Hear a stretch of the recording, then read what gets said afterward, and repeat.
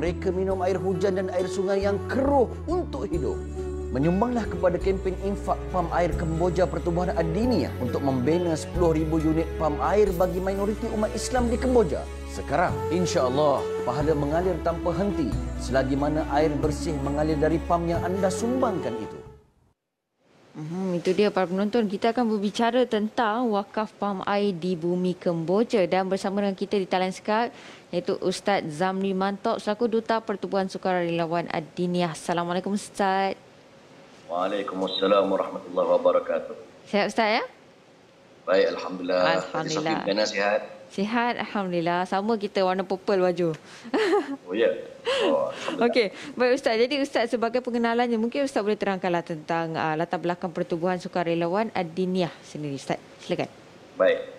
Alhamdulillah wassalatu wassalamu ala Rasulillah. Terima kasih Raja Sofi dan penonton-penonton dirahmati Allah Subhanahu wa taala sekalian.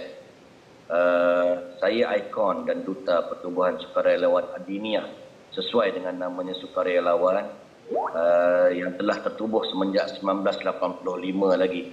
Aktif dalam kerja kesukarelawanan, kerja NGO yang terlibat pada negara-negara ataupun negeri-negeri yang berada di pantai timur ataupun di Asia Tenggara, maafkan saya, dengan adanya aktiviti infak solar, infak tandas, infak basikal, ya, infak Al-Quran di negeri-negeri yang saya sebutkan tadi, antaranya Thailand, Myanmar, Kemboja, Indonesia dan Bangladesh.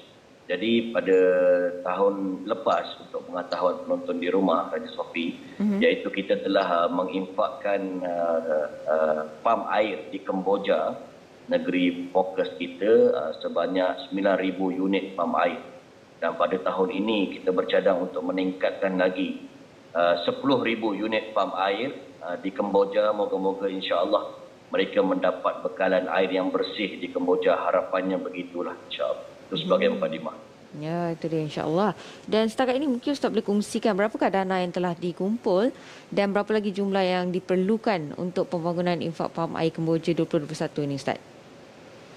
Ya, kita memerlukan pada tahun ini 10,000 unit pam air dengan menelan belanja sekitar 17 juta. Ya.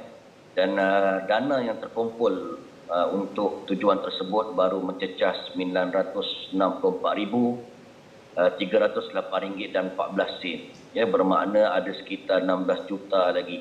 Dan 16 juta 35,691.86 lah. Kurang lebih begitu, dan bermakna saya mungkin yakin ianya terjejas serba sedikit tentang pandemik COVID-19 kita yang melanda bukan sahaja Malaysia tapi dunia. Tapi saya yakin insya-Allah kempen yang berterusan ada lagi sepanjang tahun 2021 yang belum berakhir ini.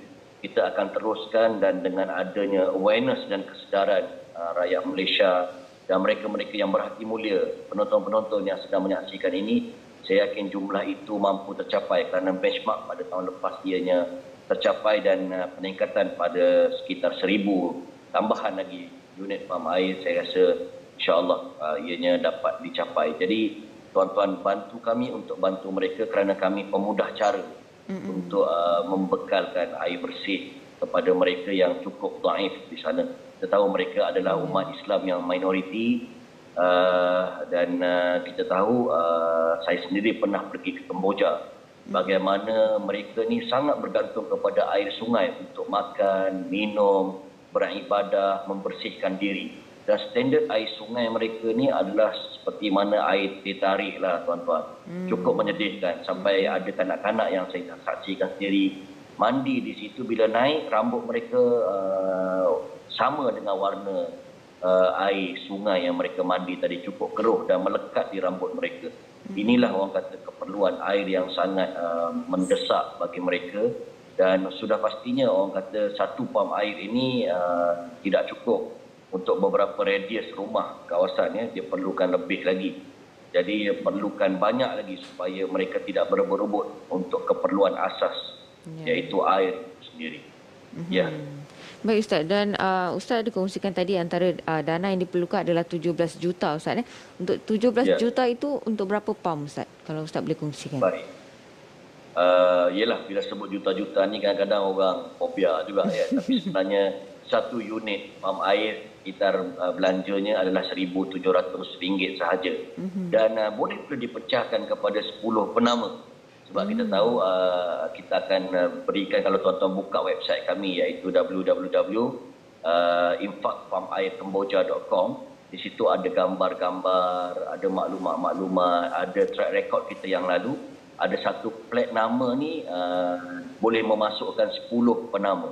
Bermakna kalau berkongsi 10 penama untuk infak, untuk wakaf ini, kita hanya baru memerlukan RM170 sahaja. Tak adalah fobia sebut juta-juta kan.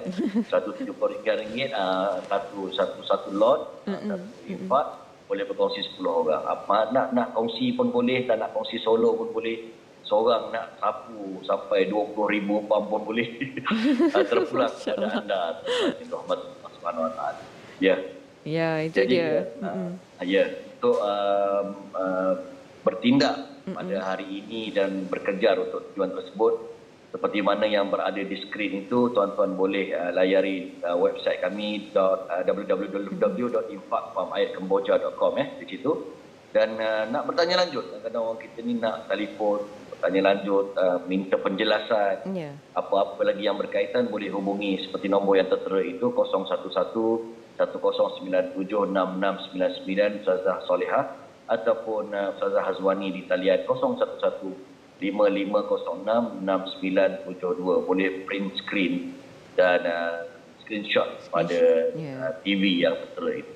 Ya, itu dia. Dan mungkin Ustaz boleh kongsikan secara ringkas lah Ustaz kelebihan dan hikmah infak ini, terutamanya dalam usaha menyumbangkan sumber air bersih lah kepada minoriti Islam di Kemboja itu sendiri. Mungkin Ustaz boleh secara ringkas, insya-Allah.